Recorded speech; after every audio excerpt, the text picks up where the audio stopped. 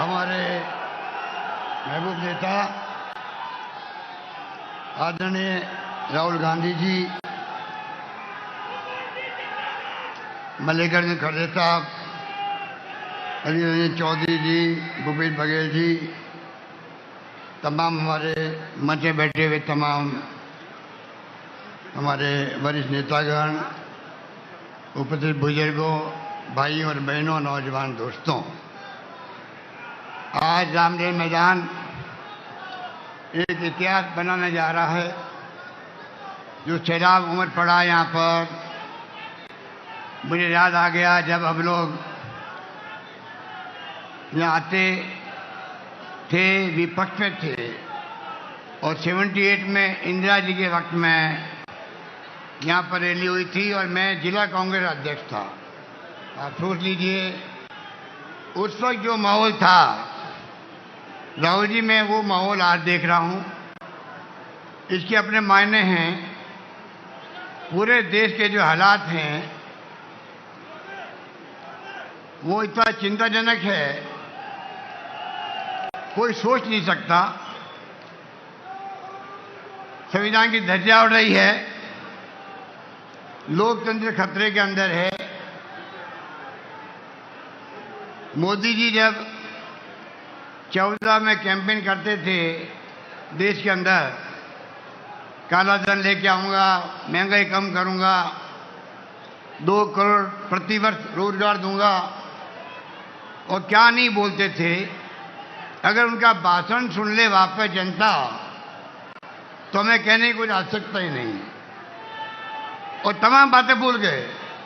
हमारी सरकार के वक्त में जो आंदोलन करवाए गए थे दिल्ली के अंदर, अन्ना हजारे जी से भी, यही केजरीवाल जी आज जो राजनीति कर रहे हैं वो भी हदें पार कर रहे हैं असत्य बोलने की। किस प्रकार देशवासियों को गुमराह कर रहे हैं, पूरा देश देख रहा है। तो आप सोच सकते हैं वो षड्यंत्र था हमारे खिलाफ में। शानदार काम हो रहा था यूपी गवर्नमेंट में। सोनिया गांधी जी ने मनमोहन सिंह से मिलकर के वो काम किया, कानून बना के अधिकार दे दिया, नरेगा का, रोजगार का अधिकार दे दिया महात्मा गांधी के नाम से। उन्होंने किस प्रकार से 2 रुपये किलो गेहूं, 3 रुपये किलो चावल दे दिया, अधिकार देके कानून बना के पार्लियामेंट के अंदर, राइट टू एजुकेशन दे दिया, आरटीआई दे दिया। और एक माहौल ऐसा बनाया गया, जो लड़ाई हम लड़े थे आरटीआई के माध्यम से, ट्रांसपेरेंसी रहनी चाहिए। और उन्होंने 2G स्पेक्ट्रम, कोलगेट के स्कैंडल, ओशियन एजी साहब कहाँ चले गए, अब गायब हो गए। 1,76,000 करोड़ के घोटाले हो गए। ये षड्यंत्र करके सरकार को बदनाम करने की कोशिश की गई, उसमें वो कामयाब हो गए। पर सच्चाई कभी छिप नहीं सकती है। अब जो महंगाई की मार है देशवासियों पर, कमर तोड़ चुकी है देशवासियों की। मेरे पूर्व वक्तों ने बताया आपको, बेरोजगारी की तो हाहाकार मर गया लोगों में। जो रईसी नौकरी है वो भी जा रही है, और ये सरकार इतनी झूठ आधारित है। मुझे याद है 2019 के अंदर NSSO ने जो संगठन है भारत सरकार का, उसने आंकड़े निकालने का प्रयास किया सच्चाई का, बेरोजगारी का। मोदी सरकार ने रुकवा दिया। उस NSSO के अध्यक्ष को, चेयरमैन को, मेंबर को इस्तीफा देना पड़ा।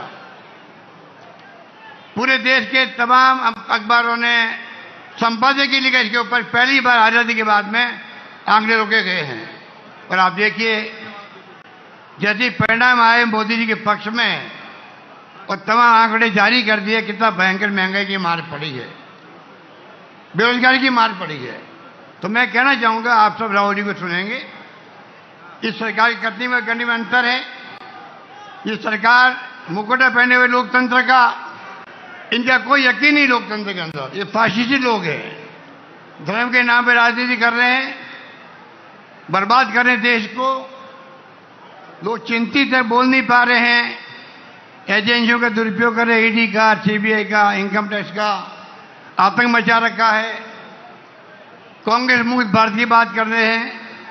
अब ये आप लोग खड़े हैं यहाँ पर, पूरे देश के अंदर ब्लॉक लेवल पर, जिला स्तर पर, राज्य स्तर पर जब राहुल गांधी जी के नेतृत्व में गिरफ्तारियां हुई थी यहाँ पर मेंबर पार्लियामेंट की और तमाम नेताओं की, तो पूरे देश के अंदर जिस प्रकार लोग सड़कों पे आए हैं, शाम तक सरकार की हालत खराब हो गई। और आज आपकी रैली देख के शाम को इस सरकार के नेताओं को पसीना आएगा, ये मैं कह सकता हूं आप लोगों को। हालात बड़े गंभीर हैं, राज्यों के साथ में नाइंसाफी हो रही है।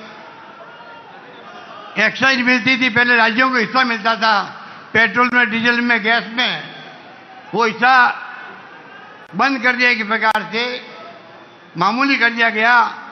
पूरा का पूरा एक्साइज 16 लाख करोड़ के आसपास हुआ होगा, अधिक हुआ होगा। पूरा खजाना भर रहे हैं केंद्र सरकार, वो इनका वित्तीय प्रबंधन है। इसलिए आपसे मैं आह्वान करना चाहूंगा, ये तो शुरुआत है आपकी, आगे लड़ाई लंबी है आपकी। राहुल गांधी जी यात्रा में निकल रहे हैं, ऐतिहासिक यात्रा होगी वो कन्याकुमारी से कश्मीर तक की, 3,500 किलोमीटर आप सोच सकते हो।